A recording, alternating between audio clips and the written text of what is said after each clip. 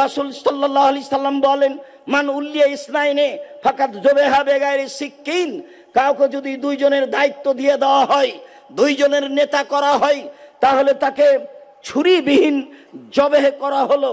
কথাটি বড় ভাববার বিষয়। দুইজনের নেতা হলেই যদি তাকে ছুরিবিহীন জবেহ করা হয়, হাজার হাজার মানুষের নেতা যারা, তাদের কি অবস্থা হবে? আর একটু বিষয়টা বুঝি যে ছুরিবিহীন জবেহ করা মানে কি। রাসূল সাল্লাল্লাহু আলাইহি সাল্লাম বলেন, শোনো, ছুরিবিহীন জবের এর অর্থ হচ্ছে যদি ন্যায়ভাবে সমাজে দায় দায়িত্ব পালন করে তাহলে দুনিয়া টিকবে না, আর যদি স্বাভাবিকভাবে অন্যায় করে দায় দায়িত্ব পালন করে তাহলে বিচারের মাঠে কিয়ামত টিকবে না। ওই দিক যত বিপদ, এই দিক তত বিপদ, দুইটাই বিপদ সমান সমান। ন্যায়ভাবে চললে দায়িত্ব টিকে না, অন্যায়ভাবে চললে পরকাল টিকে না। ন্যায়ভাবে চললে ইহকাল টিকে না, অন্যায়ভাবে চললে পরকাল টিকে না। যার জন্য রাসূল সাল্লাল্লাহু আলাইহি সাল্লাম বলেছেন, যাকে দুইজনের দায়িত্বশীল করা হলো তাকে যেন ছুরিবিহীন জবেহ করা হলো। আবু যার গেফারি রাদিয়াল্লাহু তাআলা আনহু বলেন, আল্লাহর নবী একদা বললেন, আল্লাহর নবীকে একদা আবু যার গেফারি বললেন, আল্লাহর নবী, আলা তাস্তামিলুনি, আপনি আমাকে একটু এলাকার দায়িত্বশীল করে দিচ্ছেন না কেন? আমি আবু যার গেফারি দায়িত্ব নিতে চাই। তখন আল্লাহ রাসূল বলছেন, আবু যার গেফারি, ইন্নাকা যায়ীফ, তুমি হচ্ছ দুর্বল মানুষ। ওয়াইন্নাহা আমানা, দায়িত্ব হচ্ছে আমানত, দায়িত্ব হচ্ছে আমানত, তুমি দুর্বল মানুষ। সাথে সাথে ওয়াইন্নাহা আযাবুন ইয়াউমাল কিয়ামা, আর বিচারের মাঠে দায়িত্বের ফলাফল হচ্ছে শাস্তি। রাসূল সাল্লাল্লাহু আলাইহি সাল্লাম বলেন, মানুষ তো বুঝতে চায় না দায়িত্ব কি জিনিস। দায়িত্ব মালামাতুন ফিদ দুনিয়া, দুনিয়াতে সূচনাতেই এইটা হচ্ছে অভিশাপ। মানুষ যখনই দায়িত্ব নেয় তখন মানুষ পাঁচটা ভাবে, সে কি করবে, সে কি করতে পারে। আবার দুনিয়াতে সময়ের জন্য সেটা হচ্ছে তার জন্য বিপজ্জনক, মানুষে কি করবে, ফলাফলে কি হবে। বিচারের মাঠে তার জন্য জাহান্নাম অপেক্ষা করছে। আবু হুরায়রা রাদিয়াল্লাহু তাআলা আনহু বলেন, রাসূল সাল্লাল্লাহু আলাইহি সাল্লাম বলেছেন, আল কজাতু আলা সালাসাতি আকসামিন, দায়িত্ব বিচার মূলত তিন ভাগে বিভক্ত। ওর রাজুল ফিল জান্নাহ, একজন ব্যক্তি জান্নাতে যাবে, ওয়া ইসনানে ফিন্নার, দুইজন জাহান্নামে যাবে। বিচারের পথ পন্থায় তিন শ্রেণীর মানুষ রয়েছে, একজন জান্নাতে যাবে, দুইজন জাহান্নামে যাবে। যে ব্যক্তি জান্নাতে যাবে, ফাআরাফাল হাক্কা ওয়া কাদা বিহি, সত্য বুঝতে পারলো, সত্য অনুযায়ী বিচার করলো, সে যাবে জান্নাতে। ওয়া রাজুলুন আরাফাল হাক্কা ওয়া জারা ফিল হুকমে, সে সত্য বুঝতে পারলো কিন্তু ফলাফলে পাশ কেটে গেল। ফলাফলে যখন পাশ কেটে গেল, ফালাহুন নার, তার জন্য জাহান্নাম। রাসূল সাল্লাল্লাহু আলাইহি সাল্লাম বললেন, ওমান কাজা আলা জাহালিন নাসে, যে ব্যক্তি না বুঝেই সমাজের দায়িত্ব পালন করলো তারাও জাহান্নামে যাবে। সম্মানিত দিনী ভাই বোন, যারা দায়িত্ব নিয়ে ন্যায়ভাবে, ন্যায় সঙ্গতভাবে দায়িত্ব পালন করলো তাহলে সে তো জান্নাতে যাবে। আর যদি দায়িত্ব ন্যায়ভাবে পালন করতে গিয়ে সত্য বুঝে যদি একটু এদিক সেদিক করে তাহলে জাহান্নামে যাবে। আবার দায়িত্ব পালন যদি না বুঝেই করে তাহলে সে জাহান্নামে যাবে। এই কথা মুহাম্মদ সাল্লাল্লাহু আলাইহি সাল্লাম বলেন। আবু হুরায়রা রাদিয়াল্লাহু তাআলা আনহু বলেন, রাসূল সাল্লাল্লাহু আলাইহি সাল্লাম বলেছেন, সাবাতুন ইদিল্লুহুমুল্লাহু তাআলা ফি দিল্লিহি ইয়াওমা লা যিল্লা ইল্লা দিল্লুহু, বিচারের মাঠে 7 শ্রেণীর মানুষ বিশেষ ছায়াতলে থাকবে, যেদিন আল্লাহর ছায়া ছাড়া আর কোনো ছায়া থাকবে না। তার এক শ্রেণীর মানুষ হচ্ছে ইমামুন আদিল, ন্যায়পরায়ণ বিচারক, ন্যায়পরায়ণ দায়িত্বশীল। আমরা আব্দুল্লাহর বক্তব্যে মাঝে মধ্যে ন্যায়পরায়ণতা এবং সত্যবাদিতা সম্পর্কে জেনে থাকি, তখনই বুঝতে পারি যে একজন দায়িত্বশীল যদি সমাজের নেতা হয় তাহলে তাকে কত ন্যায়পরায়ণ হতে হবে, কত সত্যবাদী হতে হবে। আবু হুরায়রা রাদিয়াল্লাহু তাআলা আনহু বলেন, রাসূল সাল্লাল্লাহু আলাইহি সাল্লাম বলেছেন, ইন্নাল মুকসিতিনা ইয়াকুনু আলা মানাবিরে ইনদাল্লাহি মিন নূরিন মিন ইয়ামিনির রহমানে, যারা ন্যায় পরায়ণ দায়িত্বশীল তারা আল্লাহ তাআলার ডান দিকে নূরের মিম্বারের উপরে অবস্থান করবেন। যারা ন্যায় পরায়ণ দায়িত্বশীল সত্যবাদী দায়িত্বশীল তারা বিচার মাঠে রহমানের নিকটে ডান দিকে অবস্থান করবেন। রাসূল সাল্লাল্লাহু আলাইহি সাল্লাম বলেন, এই জন্য যে সে ন্যায়ভাবে দায়িত্ব পালন করেছে। রাসূল সাল্লাল্লাহু আলাইহি সাল্লাম বলেন, তার এক নম্বর কারণ হচ্ছে আদালা, সে নিজে ন্যায়সঙ্গতভাবে দায়িত্ব পালন করেছে। ফি হুকমিহিম, জনগণের হুকমে, ওয়াহালিহিম, এবং পরিবারের মাঝে এবং তার অন্যান্য দায়িত্বের মাঝে। সম্মানিত দিনী ভাই বোন, আবু হুরায়রা রাদিয়াল্লাহু তাআলা আনহু বলেন, রাসূল সাল্লাল্লাহু আলাইহি সাল্লাম বলেছেন, ওয়াইলুল লিল উমরায়ে ওয়াইলুল লিল রুফায়ে, যারা সমাজের দায়িত্বশীল নেতা তাদের জন্য ধ্বংস, যারা সমাজের দায়িত্বশীল তাদের জন্য ধ্বংস। ওয়ালিল উমনায়ে, যারা আমানত রাখে, 10-এর পয়সা পাশে রাখে তাদের জন্য ধ্বংস। সম্মানিত দিনী ভাই বোন, অত্র 3 শ্রেণীর ধ্বংসের কথা বলার পরে রাসূল সাল্লাল্লাহু আলাইহি সাল্লাম বললেন, ওয়াইন্না দাওয়াইবাহু মুআল্লাকাতুন বিসসুরায়া, যারা দায়িত্ব পালন করে বিচারের মাঠে তাদের সামনের চুলের সাথে রশি বেঁধে সে ধ্রুব তারার সাথে ঝুলিয়ে দেওয়া হবে। ওয়াইদুল্লাহ বাইনা সামাওয়াল আরজে, আকাশ জমির মাঝে ঝুলন্ত অবস্থায় থাকবে। এটাও তার জন্য ভালো। বিচারের মাঠে যখন তার বিচার শুরু হবে এই অবস্থায় যাওয়ার চেয়ে, কথাটি আবার স্পষ্ট করে বলি সম্মানিত দিনী ভাই বোন, আমি আপনাকে বলতে চাচ্ছিলাম, রাসূল সাল্লাল্লাহু আলাইহি সাল্লাম বলেন, যারা দুনিয়াতে সমাজের দায়িত্ব পালন করবে, যারা দুনিয়াতে রাষ্ট্রের দায়িত্ব পালন করবে, যারা দুনিয়াতে পরিবারের দায়িত্ব পালন করবে, বিচারের মাঠে যখন উপস্থিত হবে তখন তারা মনে করবে আমাদের সামনের চুলের সাথে রশি বেঁধে ধরব তারাই রশি লাগিয়ে ঝুলিয়ে দেওয়া হোক আকাশ জমিনের মাঝে, এটাই আমাদের জন্য ভালো। আজকে দায়িত্ব বিচারের মাঠে বুঝিয়ে দেওয়ার চেয়ে বিচারের মাঠে দায়িত্ব বুঝিয়ে দেওয়া যত জটিল, যত কঠিন, যত জটিল, যত কঠিন, এর চেয়ে আমাদের সামনের দিকের চুলে রশি বেঁধে ধ্রুবতারার সাথে বেঁধে ঝুলিয়ে দেওয়া হবে, আকাশ জমিনের মাঝে ঝুলন্ত থাকবো, এটাই আমাদের জন্য ভালো। এই কথা মুহাম্মদ সাল্লাল্লাহু আলাইহি সাল্লাম বলেন। কি দিয়ে বুঝাই আপনাকে আমি? যারা সমাজের দায়িত্ব পালন করে তাদের দায়িত্বের বিষয়টি কত জটিল, কত কঠিন। উমামা বাহেলি রাদিয়াল্লাহু তাআলা আনহু বলেন, রাসূল সাল্লাল্লাহু আলাইহি সাল্লাম বলেছেন, লা ইয়ানালু শাফাআতি ইয়াউমাল কিয়ামা সিনফান মিন উম্মতি লা ইয়ানালু শাফাআতি, আমার উম্মতের 2 শ্রেণীর মানুষের জন্য আমার সুপারিশ গ্রহণ হবে না। আমার উম্মতের 2 শ্রেণীর মানুষের জন্য সুপারিশ গ্রহণ হবে না। তার 1 শ্রেণীর মানুষ হচ্ছে ইমামুন যালুমুন গাসুন, যারা সমাজের স্বৈরাচারী, স্বেচ্ছাচারী, আত্মসাৎকারী, বিশ্বাসঘাতক দায়িত্বশীল। যারা স্বৈরাচারী, স্বেচ্ছাচারী, বিশ্বাসঘাতক দায়িত্বশীল, তাদের ব্যাপারে আমার কোনো সুপারিশ গ্রহণ হবে না। আমি তাদের ব্যাপারে বিচারের মাঠে কোনো সুপারিশ করব না। সম্মানিত দিনী ভাই বোন, আমি আপনাকে সমাজের দায়িত্ব সম্পর্কে অতীব সংক্ষিপ্তভাবে বুঝাচ্ছিলাম যে দায়িত্ব সমাজের অতীব জটিল, অতীব কঠিন। এ ব্যাপারে রাসূল সাল্লাল্লাহু আলাইহি সাল্লাম অনেক অনেক অনেক বেশি কঠোরতা পেশ করেছেন। রাসূল সাল্লাল্লাহু আলাইহি সাল্লাম বলেছেন, আর বন ইকজুমুহুল্লাহ তাআলা, 4 শ্রেণীর মানুষের উপরে আল্লাহ বিচারের মাঠে খুব রাগান্বিত থাকবেন। 4 শ্রেণীর মানুষের উপরে আল্লাহ তাআলা বিচারের মাঠে খুব রাগান্বিত থাকবেন।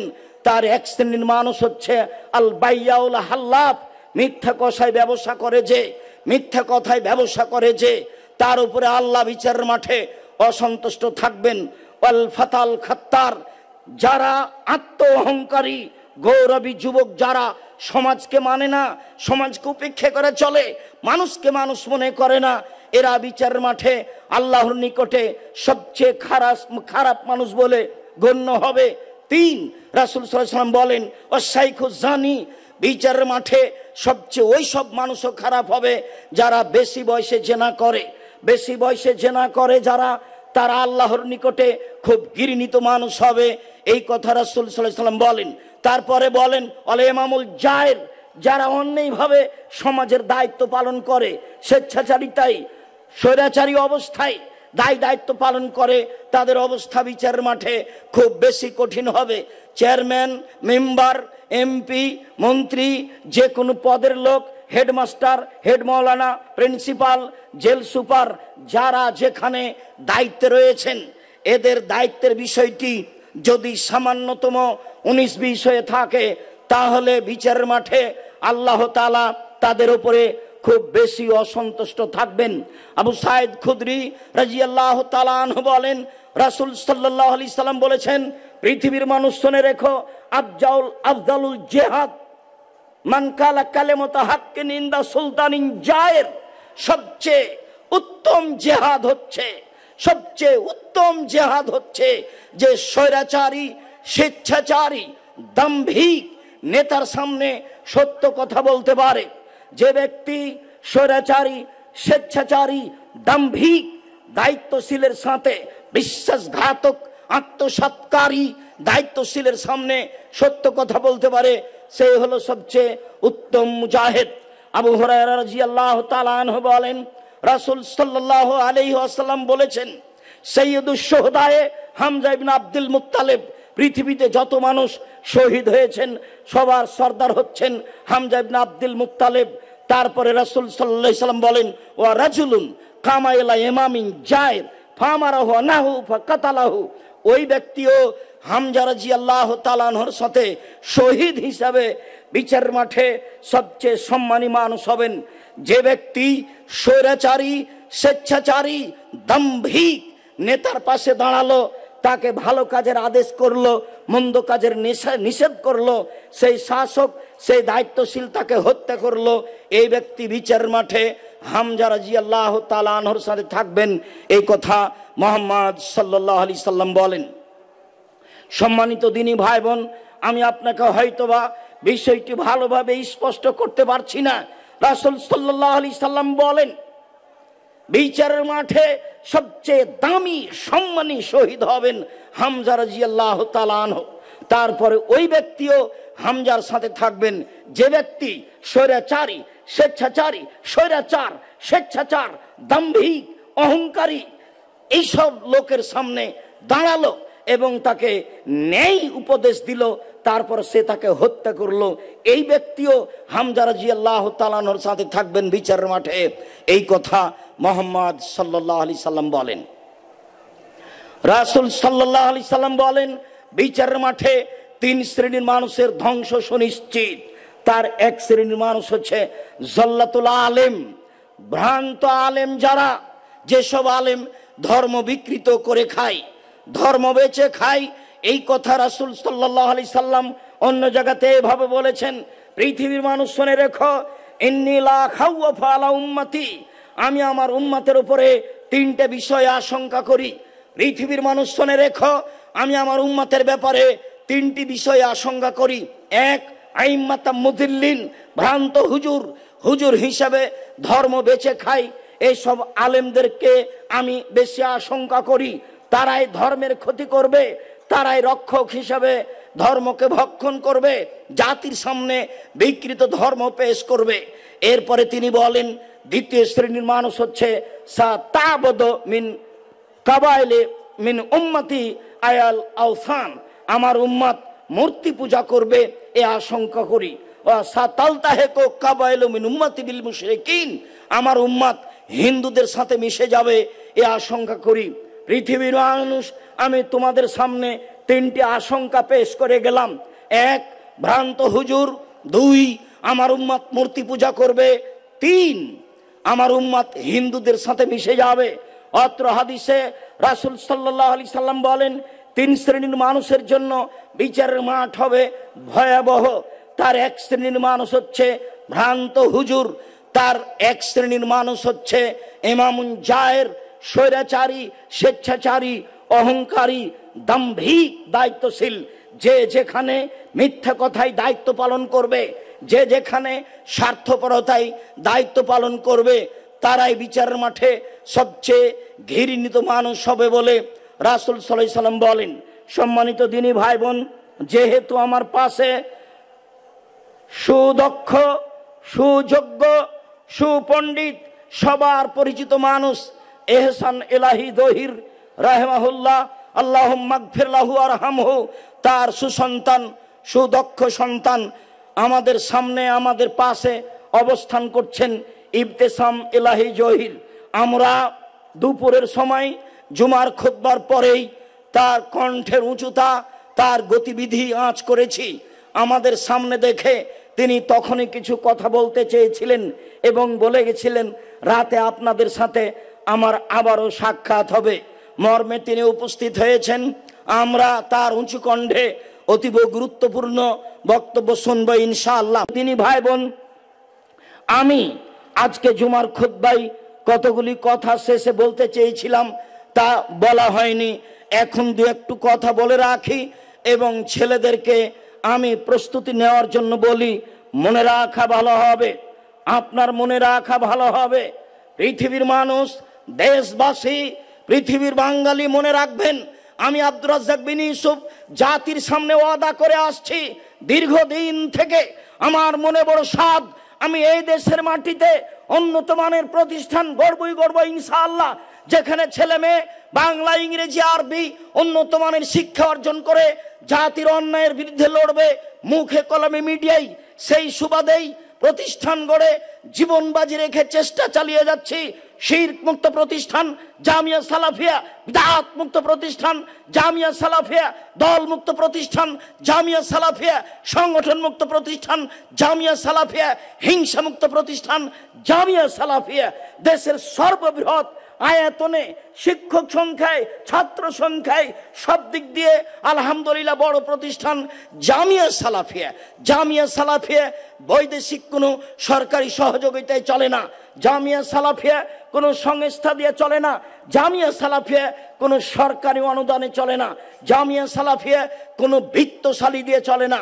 জামিয়া সালাফিয়া আমরাই 5 টাকা, 10 টাকা, 5,000, 50,000, 2 লাখ, 1 লাখ এইভাবে টাকা দিয়ে জামিয়া সালাফিয়া সহযোগিতা করে আসি। আলহামদুলিল্লাহ এখন জামিয়া সালাফিয়া প্রায় 40 লাখের মতো বেতন আছে। 519 জন এতিম আছে, তাদের থাকা খাওয়া চলাফেরা সহজভাবে হচ্ছে বলে আমরা জানি, অবগত। জামিয়া সালাফিয়ার শিক্ষককে রসিদ বহি নিয়ে মাঠে যেতে হবে না, তারা সব সময় প্রতিষ্ঠানে অবস্থান করবেন, ছাত্রদের শিক্ষা দিবেন, পরিবার নিয়ে আবাসিক স্থানে থাকবেন, যা আপনারা দেখতে পাচ্ছেন। শুধু তাই নয়, জামিয়া সালাফিয়া বাংলাদেশের বড় বড় জেলায় প্রতিষ্ঠাতা করতে চাই, চলমান প্রতিষ্ঠা করতে চাই। চলমান প্রতিষ্ঠান দিনাজপুরে, চলমান প্রতিষ্ঠান এখানে, চলমান প্রতিষ্ঠান রাজশাহীতে, চলমান প্রতিষ্ঠান আপনার বরিশালে, জমি আছে চট্টগ্রামে, জমি আছে ফেনীতে, জমি আছে কুমিল্লায়, জমি আছে বরিশালে, জমি আছে কুষ্টিয়ায়, জমি আছে ঝিনাইদহে, জমি আছে বগুড়ায়, জমি আছে ময়মনসিংহে। এসব দেশের বিভিন্ন প্রান্তে জামিয়া সালাফের জমি রয়েছে। সময়ের গতিতে প্রতিষ্ঠান গড়বে ইনশাআল্লাহ। সম্মানিত দিনী ভাই বোন, আপনারা শুনে আরো খুশি হবেন। আমরা মানুষের আকীদা সংশোধন করো তো, মানুষকে সুন্দরভাবে কোরআন শিক্ষা দিতে চাই। মর্মে একবারে টেকনাফ থেকে তেঁতুলিয়া পর্যন্ত মক্তব প্রতিষ্ঠান করতে চাই, মক্তব চালু করতে চাই, যেখানে থাকবে শিক্ষা কার্যক্রম, কোরআন শিক্ষা, যেখানে থাকবে আকীদা শিক্ষা। এইটাকে সামনে রেখে আমরা সারা দেশ জুড়ে যারা ইমাম প্রশিক্ষণ নিতে চাই তাদের জন্য, সাথে সাথে যারা দিন ধর্ম অল্প সময়ে জানতে চাই তাদের জন্য ব্যবস্থা করেছি। প্রশিক্ষক রয়েছেন জামিয়া সালাফিয়া রাজশাহীতে। যাবেন ফ্রি, আসবেন ফ্রি, খাবেন ফ্রি, থাকবেন ফ্রি, আপনার বই পুস্তক ফ্রি। এখন উপস্থিত প্রায় 550 জন প্রশিক্ষণ নিয়েছেন, যাদের অনেকেই আপনাদের মাঝে অবস্থান করছেন। সম্মানিত দিনী ভাই বোন, আমরা এইভাবে জাতির সংশোধনের দাবি জানিয়েছি, চেষ্টা চালিয়ে যাচ্ছি। সাথে সাথে ব্যতিক্রম পত্রিকা, জামিয়া সালাফিয়ার মুখপাত্র পত্রিকা আল ইতেসাম, যাতে 50টা প্রশ্নের উত্তর রয়েছে, দেশ বিদেশের বড় বড় বিদ্বান নিয়ে 12 জন মুফতি দিয়ে ফতোয়া বের করে পত্রিকা বের করা হয়। বাংলাদেশে দেশের বাংলা ভাষায় ব্যতিক্রম পত্রিকা আল ইতেসাম পত্রিকা, যেটা জামিয়া সালাফের মুখপাত্র হিসাবে ব্যবহার হয়। ত্রৈমাসিক পত্রিকা রয়েছে কিশলয়, আরবি ভাষায় পত্রিকা রয়েছে মাজাল্লা, ছেলেদের তো লেখা রয়েছে, যা বের হয়ে শতবার দেখছেন। গ্যালারি হিসাবে ছেলেরা যা কিছু করে রেখেছে দেখলেই ভালো লাগবে। সাথে সাথে গতকাল ছেলেরা যেভাবে বিভিন্ন বিষয়ে কথা বলেছিল অনেক খুশি হয়েছিলাম। আজকে মেয়েরা যেভাবে পেশ করেছে তাতে তো মনে হচ্ছে মেয়েগুলি সব আগুন বরাবর। যে যখন দাঁড়ালো সে সবার চেয়ে বেশি ভালো করার চেষ্টা করলো। ফলাফলে অবাক হয়ে গেলাম। সম্মানিত দিনী ভাই বোন, সব কিছু মিলে যেটা আমি আপনাদের কাছে জোরালো রেখেছি, সম্মানিত দিনী ভাই বোন যারা আমার সাথে আছেন, যারা অনলাইনে পৃথিবীর বিভিন্ন প্রান্ত থেকে বক্তব্য অবগত হচ্ছেন, যারা সময়ের গতিতে অবগত হবেন, আমি সকল দিনী ভাই বোনকে জামিয়া সালাফের প্রতি আন্তরিক ভালোবাসার দাবি রাখি। সবাই মন থেকে জামিয়া সালাফিকে ভালোবাসবেন, সংকীর্ণতার কোনো প্রয়োজন নেই। ভালোবাসা দেখিয়ে প্রথম যেটা আমি আপনার কাছে দাবি রেখেছি সেটা হলো এই, একটু মুখে বলবেন আল্লাহ তুমি জামিয়া সালাফে কবুল করো। এইটুকু আমার বড় সাধ। আমি সেই দিন বলেছিলাম 2013 সালের 24শে আগস্ট রোজ মঙ্গলবার কাঁঠাল গাছের নিচে, আমার হাতে টাকা নেই কথা সত্য, এখানে প্রতিষ্ঠান গড়বে এ কথা সত্য, ইনশাল্লাহ গড়বে। সবাই আপনারা দোয়া করেন, ওপরে যদি কবুল হয়ে যায় তাহলে সহজ, ওপরে যদি কবুল না হয় সারা দুনিয়া যদি লেগে থাকি তাহলে সহজ সম্ভব নয়। সেই কথাই মাঝে মধ্যে বলি, এখনো বলছি। সম্মানিত দিনী ভাই বোন, একটু দাবিটা রক্ষা করবেন, মুখে বলবেন। নিজের জন্য যেমন, ছেলে মেয়ের জন্য যেমন, বাপ মায়ের জন্য যেমন, আত্মীয় স্বজনের যেমন, মরা ব্যক্তির জন্য যেমন দোয়া করে থাকেন, বলবেন তেমন আল্লাহ তুমি জামিয়া সালাফিকে কবুল করো। সাথে সাথে সামান্য পয়সা হলেও সহযোগিতা করা লাগে। মোহাম্মদ সাল্লাল্লাহু আলাইহি সাল্লামের চলেনি 10-এর পয়সা ছাড়া, কোনো নবী রাসূলের চলেনি 10-এর পয়সা ছাড়া, পৃথিবীর কোনো দিনই কাজ চলে না এরকম পয়সা ছাড়া। বিশেষভাবে ভারত, বাংলাদেশ, পাকিস্তানে এইসব দিন শিক্ষার প্রতিষ্ঠানগুলি মানুষের সহযোগিতায় চলে থাকে। তাই ভারত, বাংলাদেশ, পাকিস্তানের বড় বড় বিদ্বান মনে করেন যে একমাত্র এই বেসরকারি কওমি এই প্রতিষ্ঠানগুলি, এই জামিয়া সালাফের মতো প্রতিষ্ঠানগুলি এদেশের মাটিতে দিন ধর্মকে জাতির সামনে শক্ত করে আঁকড়ে ধরে আছে। এটাই হচ্ছে আপনার মূলভাবে দিন ধর্ম টিকে রাখার মাধ্যম। বিশেষভাবে জামিয়া সালাফে আসলে, সালাফি কনফারেন্সে আসলে কাউকে উঠানো লাগে না, কাউকে নামানো লাগে না, কারো প্রশংসা করা লাগে না। বিষয়ভিত্তিক সম্ভ্রান্তভাবে, সুন্দরভাবে, সুচিন্তিতভাবে বক্তব্য শুনি, ফলাফল বুঝি, আমল করার চেষ্টা করি। যাওয়ার সময় সেইভাবে বই পুস্তকগুলো ক্রয় করে নিয়ে যাই। মর্মে আমি আপনাকে বলছি, কম থেকে কম, বেশি থেকে বেশি, কম থেকে কম, বেশি থেকে বেশি। ছেলেরা আপনাদের সামনে আসছে, বৈঠকি দানে কেউ ঘাটতি করবেন না। দ্বিতীয় হচ্ছে, গত বছর বলেছিলাম এই মসজিদের কথা, যে মসজিদ এখন ঢালাই হয়েছে, মেঝে পাশগুলি তৈরি হয়েছে, এখন পর্যন্ত যেটুকু পাইলিং হয়েছে তাতে প্রায় 2 কোটি টাকা খরচ হয়েছে। এখন পর্যন্ত পিলারও যা ঢালাই হয়েছে তাতে প্রায় 2 কোটি টাকা খরচ হয়েছে। এখনো ওই অংশের ছাদ বাকি আছে, বাকি অংশ তো সময়ের গতিতে হবে ইনশাআল্লাহ। সেই কথাটাই আবারও এবছর পেশ করছি। 1 স্কোয়ার ফুট সমান 5,000 টাকা। সবাই এই টাকায় অংশগ্রহণ করার চেষ্টা করবেন। এখন করেন, 2 দিন পরে করেন, নাম লিখিয়ে দিয়ে যাবেন, যাতে করে আপনার দেওয়া সহজ হবে, আমাদের নেওয়া সহজ হবে। সকল দিনী ভাই বোনকে আমি এই জোরালো দাবিটি পেশ করে অন্তত 1 স্কোয়ার ফিট ক্রয়ের জন্য জোরালো দাবি রেখে গত বছরের মতো বৈঠকি দানে অংশগ্রহণ করার জন্য অনুরোধ জানাচ্ছি। রাসূল সাল্লাল্লাহু আলাইহি সাল্লাম বলেন, মা মিন ইয়াউমিন ফিহি ইসবিহু ফিহিন নাস ইয়ানজিলানে মালাকানে ইয়ানজিলানে। 2 জন ফেরেশতা আকাশ থেকে নেমে আসেন। ইয়াকুলু আহাদুহুমা, 2 জনের একজন বলেন, আল্লাহুম্মা আতে লিকুল্লি মুমসিকিন লিকুল্লি মুনফিকিন খালাফা। যে যতটুকু দিল তুমি তার ততটুকু পূর্ণ করে দাও। অপরজন ফেরেশতা বলেন, আল্লাহুম্মা আতে লিকুল্লি মুমসিকিন তালাফা। যে যতটুকু দিল না তুমি তার ততটুকু ক্ষতি করে দাও। তারপরে যেটা সব সময় শোনাই, আল ইয়াদুল উলিয়া খায়রুম মিন ইয়াদিস সুফলা, দেওয়া হাত ভালো নেওয়া হাতের চেয়ে।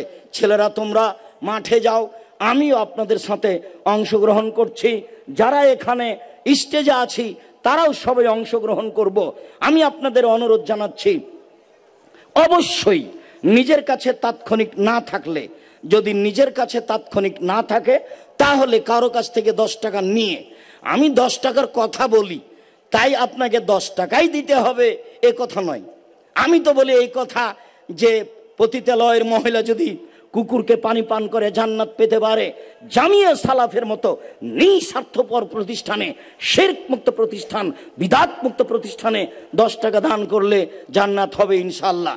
এই আশা ব্যক্ত করে সকল দিনী ভাই বোনকে দানের হাত প্রশস্ত করার জন্য অনুরোধ জানাচ্ছি। ছেলেরা আপনাদের মাঝে আসছে, তারা আসছে আপনার দক্ষিণ দিক থেকে। সম্মানিত দিনী ভাই বোন সবাই অংশগ্রহণ করবেন, কম হোক বেশি হোক, 200, 500, 2000, 1000, 5000, আর এমনিতেই সবাই নাম লিখিয়ে যাবেন। 5000 টাকার কত টাকা হতে পারে? 1 স্কোয়ার ফিট জমি ক্রয় করা হবে, সময়ের গতিতে দিয়ে ফেলবেন। সম্মানিত দিনী ভাই বোন, আমি আপনাদের জন্য দোয়া করি, যে দোয়া রাসূল সাল্লাল্লাহু আলাইহি ওয়াসাল্লাম বলেছেন, আল্লাহুম্মা সাল্লি আলাইহি আল্লাহুম্মা বারিক আলাইহি আল্লাহুম্মা সাল্লি আলাইহি আল্লাহুম্মা বারিক আলাইহি। আল্লাহ যে যতটুকু দান করলো তুমি তার ততটুকু পূর্ণ করে দাও, তুমি তাদের অর্থ সম্পদে বরকত নিরাপত্তা দান করো। আমি জানি না আপনাদের মাঝে কে কেমন আছেন। বহু রডের প্রয়োজন, 2 টন 5 টন রড দিয়ে পাঠাবেন, 2000, 5000 ব্যাগ আপনি সিমেন্ট দিয়ে পাঠাবেন। আজকে আমি জনগণকে বলবো, কে দিবেন 5 ব্যাগ, কে দিবেন 7 ব্যাগ। আমি তো এইভাবে কোনোদিন বলি না, কাজ হবে ইনশাআল্লাহ। আপনি করবেন, আমি করব, যা হয়ে আসছে। সম্মানিত দিনী ভাই বোন, এই ছেলে, সম্মানিত দিনী ভাই বোন, জাযাকুমুল্লাহ খায়র, বারাকাল্লাহ। সকলকে আমি অংশগ্রহণের জন্য জানাচ্ছি। আর আমি যেটুকুই বলি, আপনি সময়ের গতিতে উঠে যারা লিখি করছে, সেখানে 2 টন 1 টন রডের কথা বলবেন, সেখানে 5000 টাকার কথা বলবেন, সেখানে 5 ব্যাগ 50 ব্যাগ 100 ব্যাগ সিমেন্টের কথা বলবেন। বিশাল মসজিদ, আমরা উত্তর থেকে দক্ষিণ প্রায় 300 ফুট অনুমান করছি, পূর্ব থেকে পশ্চিম প্রায় 200 ফুট অনুমান করছি। যার একতলায় 7 থেকে 10,000 মানুষ সালাত আদায় করতে পারবে ইনশাআল্লাহ। যে মসজিদ প্রায় 2 একর জমির উপরে অবস্থান করবে বলে আমরা আশা করছি। সম্মানিত দিনী ভাই বোন, আপনারা আমার খুব কাছের মানুষ, আমি আপনাদের অন্তর থেকে ভালোবাসি। বাংলাদেশের বিভিন্ন জেলা থেকে এসেছেন, রংপুর, দিনাজপুর, লালমোহন, নীলফামারী, কুড়িগ্রাম, পঞ্চগড়, ঠাকুরগাঁও, গাইবান্ধা, জয়পুরহাট, সাতক্ষীরা, যশোর, কুষ্টিয়া, ঝিনাইদহ, সিরাজগঞ্জ, এদিকে আপনার নোয়াখালী, আপনার শরীয়তপুর, মাদারীপুর, চট্টগ্রাম, আপনার বান্দরবন, খাগড়াছড়ি, এইদিকে বরিশাল, এদিকে কুমিল্লা, ওইদিকে আপনার ব্রাহ্মণবাড়িয়া, আপনারা এসেছেন। আপনার ওই সিলেট থেকে, বিভিন্ন জেলা থেকে আপনারা উপস্থিত হয়ে জামিয়া সালাফিয়া রূপগঞ্জ, নারায়ণগঞ্জের সালাফি কনফারেন্সকে যথাযথভাবে মূল্যায়ন করত সফল করার চেষ্টা করেছেন। মর্মে আমি আন্তরিকভাবে আপনাদের শুকরিয়া আদায় করি, জাযাকুমুল্লাহ খায়র। আবারও ফজরের সালাতের পরে আপনাদের সাথে সাক্ষাৎ হবে ইনশাআল্লাহ। আমার কয়েকটি কথা জরুরি মনে রাখবেন। 1 নম্বর কথা, 5 ওয়াক্ত সালাত যে কোনো মূল্যে। 2 নম্বর কথা, হালাল রুজি। 3 নম্বর কথা, কোরআন তেলাওয়াত। 4 নম্বর কথা, আড্ডা পিটা নিষেধ। মসজিদে বসে, দোকানে বসে গল্প করবেন না, যেখানে সেখানে বসে গল্প করে সময় কাটাবেন না। রাত 10টায় ঘুমিয়ে যেতে হবে যে কোনো মূল্যে। একরাহুল কালামা বাদাল ইশায়ে একরাহুল নামা কাবলাল ইশায়ে। রাসূল সাল্লাল্লাহু আলাইহি সাল্লাম এশার সালাতের পরে কথা বলাকে ঘৃণা করতেন। রাসূল সাল্লাল্লাহু আলাইহি সাল্লাম এশার সালাতের পূর্বে ঘুমিয়ে যাওয়াকে ঘৃণা করতেন। 10টায় ঘুমিয়ে যাওয়ার চেষ্টা করবেন, রাত 3টে 4টায় উঠবেন এবং আল্লাহর কাছে প্রার্থনা করবেন। যার যেটা প্রয়োজন সেটা চাইবেন। আমার এই কথাগুলিকে মূল্যায়ন করার চেষ্টা করবেন। অপ্রয়োজনীয়ভাবে এদিক সেদিক ঘুরবেন না। যাওয়ার সময় বই পুস্তকগুলি ক্রয় করে নেওয়ার চেষ্টা করবেন। আব্দুল্লাহর লেখা মিন্নাতুল বারি, বুখারীর ব্যতিক্রম ব্যাখ্যা। আর অবগতিতে আছে, বলছিলাম, বেগম রোকেয়া লিখেছে অবরোধবাসিনী, পাশে লেখা হয়েছে কেন হব অবরোধবাসিনী। অবশ্যই বইটি পড়তে হবে। সাথে সাথে আপনার আব্দুল্লাহ লিখা বইটি ফিলিস্তিনকে নিয়ে, সাথে সাথে সজলকে নিয়ে যে বাহাস হয়েছিল সেইটা আছে কিনা খোঁজ নিতে পারি। উপদেশ বই, কে বড় আদর্শ, কে বড় লাভবান, কে বড় ক্ষতিগ্রস্ত, আদর্শ পরিবার, আদর্শ নারী, সলাতের উপরে অতীব গুরুত্বপূর্ণ বইটা অনেকদিন পরে হলেও মানুষ হিসাবে যথাযথভাবে ভালো করার চেষ্টা করেছি। বইটি নেওয়ার চেষ্টা করবেন সম্মানিত দিনী ভাই বোন। তাইজুল ইসলাম 20 ব্যাগ সিমেন্ট, নাম্বার 8, জাযাকুমুল্লাহ খায়ের, বারাকাল্লাহ। আব্দুল জলিল শাহজাপুর।